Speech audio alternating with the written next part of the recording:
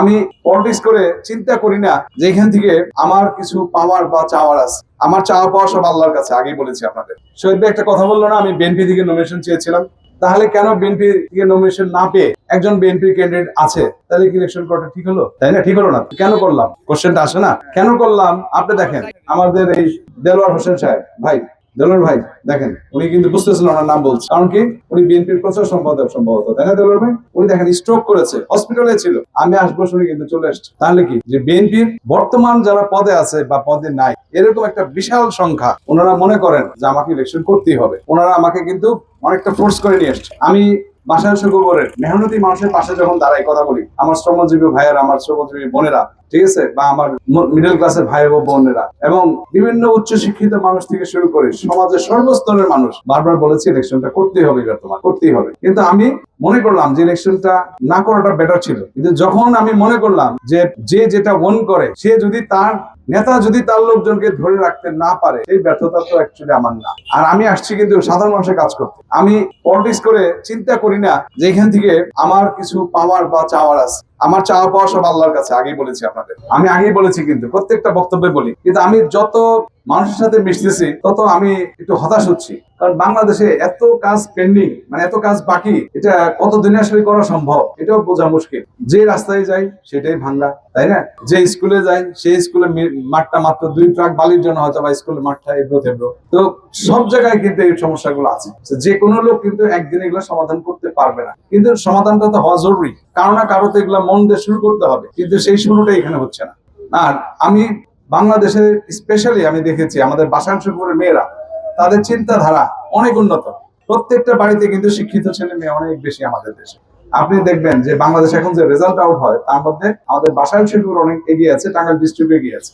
আমাদের মা খাদিজা যেরকম বুদ্ধিমান ছিল, নবীকে বিয়ে করার পূর্বেই কিন্তু ব্যবসা করতে টাকা দিয়েছে। সুনারা ঠিক ওই রকম।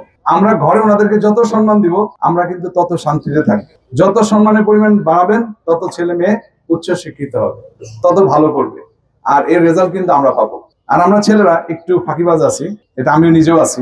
আমিও কাজ করি ইন্ডাস্ট্রিতে, আমার ওয়াইফও কিন্তু একটা ইন্ডাস্ট্রি চালায়। আমি কাজ করে বাসায় এসে টিভি দেখতে বসি, কিন্তু আমার ওয়াইফ যখন অফিসে পরে বাসায় আসে, সে কিচেনে যায় আমার জন্য কিছু তৈরি করতে। এটা তো আমি করি না, এটা মেয়েরা করে।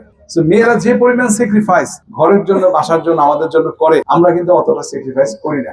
কিন্তু আমরা যদি করতে পারি, এটা আমাদের জন্য ভালো হবে। এই জন্য আমি কিন্তু সব জায়গায় মেয়েদেরকে অনেক সম্মানের দৃষ্টিতে দেখি। আল্লাহ আমার একটা মেয়ে দিয়েছে, ফুটফুটে আল্লাহর রহমতে। এই বছর বিয়ে হয়েছে, সে এখন লন্ডনে আছে। তো যাই হোক, আমি প্রত্যেকটা মিটিং এ 2-1টা কমন কথা বলে থাকি। সেটা না বললেই না, যদি না বলি আমার মনে মানে আমার কিছু কমিটমেন্ট আমি সকলের কাছে করতেছি। আমি কিন্তু বক্তব্য দিই না, আমি কমিটমেন্ট করি। আমি বলি আমি সরকারি ফান্ডের সাথে আমি আমার যতটুকু পারি এটা মিলিয়ে কাজ করব। আমি কথা বলি না যে আমরা আপনাদেরকে কিছু গিফট আইটেম দিয়েছি, এগুলা বিনিময়ে ভোট দেবেন। মানুষ অপপ্রচার করে। একদম প্রত্যেকটা মিটিং আমি ক্লিয়ার করে দিই যে ভাই, গিফটের সাথে ভোট মিলাবেন না। আপনি যখন ভোট দিবেন, আপনি 10 বার চিন্তা করবেন, 10 বার চিন্তা করবেন যে কোন লোকটা যোগ্য, তাই না? আপনি সেই লোকটাকে আপনি ভোট দেবেন। আপনার ভোট যদি ভুল হয়, ওই যে কোলে করে বাচ্চাটা নিয়ে আসছেন, ওই যে কষ্ট করে, যে ভাই দেখেন বাচ্চা কোলে নিয়ে দাঁড়ায় আছে, বাচ্চা কাঁদতেছে, এই বাচ্চার ভবিষ্যৎ অন্ধকার হয়ে যাবে। ঠিক আছে? আমরা অলরেডি কিন্তু বাংলাদেশ অন্ধকারের দিকে আছি। যেখানে যাবেন বাংলাদেশের উন্নয়নের কোনো ভালো কোনো লক্ষণ নাই। আপনি আমেরিকাতে এখন বাংলাদেশিদেরকে যেতে অনেকটা বাধা দিচ্ছে, ইউরোপেও দিচ্ছে। উন্নত দেশে বাংলাদেশের লোকজনকে এখন যেতে দিতে চায় না। কারণ কি? ওরা পেপার পত্রিকা যখন খুলে যে বাংলাদেশ মানে মারামারি কাটাকাটির দেশ, এখানে ভদ্রলোকের বাসস্থান কমে যাচ্ছে, শিক্ষার হার বেড়েছে, কিন্তু মানবিক উন্নয়ন হয় নাই। শিক্ষার সাথে যে মনের উন্নয়ন দরকার, মানবিক উন্নয়ন দরকার, অহিংস একটা রাজনীতি দরকার, সেইটা বাংলাদেশে নাই দেখেই কিন্তু আমাদের খারাপের দিকে যাচ্ছে। এবং এখান থেকে পরিত্রাণের একটাই উপায়, বড় বড় রাজনৈতিক দলগুলো দেশের স্বার্থে তাদের কিন্তু একই প্ল্যাটফর্মে কাজ করতে হবে। দেশের স্বার্থে নিজের ক্ষুদ্র ক্ষুদ্র স্বার্থগুলোকে ছেড়ে দিতে হবে। আর যদি এটা ছাড়তে না পারি, তাহলে কিন্তু দেশ খারাপের দিকে যাবে। আপনারা জানেন যে আমি ইলেকশন করার চাইছি মাত্র, তারপর থেকে আপনারা অনলাইনে দেখেছেন যে কি হচ্ছে। আমি কারোর বিরুদ্ধে কমপ্লেন দিই না, যা হয়েছে এটা আল্লাহ আমার কপালে রেখেছে। আল্লাহ যদি ভালোটা লেখে, আমি বললে আল্লাহর রহমত, খারাপটা নিশ্চয়ই আল্লাহ দিয়েছে। So I have to accept. কোনো ব্যক্তিকে আমি দোষারোপ করি না। আমি এটা মনে করি যে এই ভোগান্তি আল্লাহ আমাকে লিখেছে, এটা আমি হাসি মুখে এটা বরণ করে এটা আমি সমাধান করতেছি। কিন্তু আমি তখনই চিন্তিত হই যখন শুনি যে আমার একটা ছেলে বা অন্য একটা ছেলে বা আমাদের একটা অফিসে অ্যাটাক হইলো, ভাঙচুর হইলো, তখন আমার একটা ছেলে যদি রক্ত ঝরে বা আমার প্রতিপক্ষের একটা ছেলে রক্ত ঝরে, ওই সন্তানটা তো আমার বাসার শফিপুরের কোনো মায়ের সন্তান, তাই না? আমি চাই না যে বাসার শফিপুরের কোনো মায়ের ছেলের একটা ফোঁটা রক্ত আমার কারণে ঝরে। এতে যদি আমি এমপি না হই, কোনো কিছু যায় আসে না। আল্লাহ আমাকে অনেক শান্তিতে রেখেছে, কিন্তু আমি চাই না কোনো বাবা তার চোখের পানি আমার কোনো কর্মীর কারণে চোখের পানি ফেলুক। এটা আমি কখনোই চাই না, মানতেও চাই। এই জন্য আমি আমার ছেলে মেয়ে যারা আমার সাথে কাজ করে সকলকে বলি, একটা থাপ্পড় খাইলে একটা খাও, বাট রিয়াকশনে যাও না, ঠিক আছে? কোনো দরকার নাই। আমাকে সখীপুরের মানুষ পাগল বানায় ফেলতেছে গত 6 মাস। আমাদেরকে বিনা কারণে মামলা হচ্ছে, কেস হচ্ছে, হয়রানি করতেছে, কম্বল বিতরণ করছি দেখে এইটা হয়েছে সেটা হয়েছে। আমি বলি যে ভাই, আমি কোনো ক্ষমতাধর ব্যক্তি না, ব্যবসায়ীদের ক্ষমতা নেই দেশে। যদি ইলেকশনে এবার নির্বাচিত হই, আমি যদি এমপি থাকাকালীন সময় বিনা বিচারে যদি কাউকে জেল খাটতে হবে, সেটা আমি হব, শফিকুর বাসায় কেউ হবে না। বিনা কারণে জেলে যাইতে হলে আমি প্রথম যাব।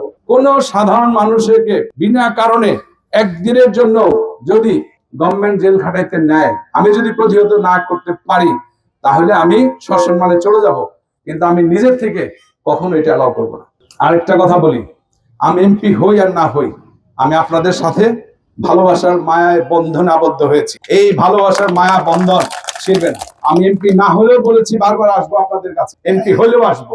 এমপি না হলেও আল্লাহ আমাকে যে সামর্থ্য এ পর্যন্ত দিয়ে রেখেছে, তাতে কোনো এমপির চেয়ে আমি কম করব, এটার কোনো কারণই নেই।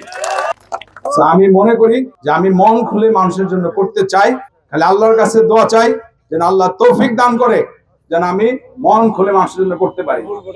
আর আপনারা সকলেই জানেন যে এইবার ইলেকশনে আমার আম্মা আমাকে অনুমতি দিয়েছে। আমার আম্মা অনুমতি দিয়েছে ইলেকশন করার জন্য, ওনার অনুমতি নিয়ে আমি ইলেকশন করতেছি। তো আমার আম্মাকে বাসাইল শফিপুরের মা বোনেরা এবং ভাইয়েরা সম্মানিত করবেন, এই আশায় আমি করি। আপনারা আমার মার সম্মানের দিকে রাখবেন। আর লাস্ট একটা কথা বলি, দেশে বিদেশে পৃথিবীর অনেক জায়গায় নিজেও বিজনেস করেছি, বড় বড় কোম্পানির সাথে বিজনেস করেছি। আল্লাহ কোথাও আমাকে হারায় নাই, আল্লাহ কোথাও আমাকে পরাজিত করেছে এরকম কোনো ঘটনা ঘটে নাই। যেহেতু আল্লাহ আমাকে কোথাও পরাজিত করে নাই, আমার নিজের জন্মস্থান জানেন বেতোয়া সখীপুরে, আমি নিজের জন্মস্থানে পরাজিত হব এইটা আমি বিশ্বাস করি না। আল্লাহ আমাকে পাঠাইছে, আল্লাহ আমাকে বুঝে শুনে পাঠাইছে, আমি আসি নাই। আল্লাহ পাঠাইছে কেন বললাম? কারণ আমার কোনোদিনই মন সেট আপ ছিল না যে আমি রাজনীতি করবো, ইলেকশন করবো। সকল ভাইদের রিকোয়েস্ট এসেছি, আপনারা ভালো থাকবেন, দোয়া করবেন। এমপি হওয়া না হওয়া আল্লাহর উপর নির্ভর করে। একটা দোয়া করবেন যেন আমার কাছ থেকে কোনো সাধারণ মানুষ জীবনে কষ্ট না পায়, সাধারণ মানুষের কাজে যেন আমি আসি, সাধারণ মানুষের পাশে দাঁড়ায় যেন বাকি জীবন কাজ করতে পারি। আপনারা ভালো থাকবেন, দোয়া করবেন। আল্লাহ হাফেজ, আসসালামু আলাইকুম সকলকে।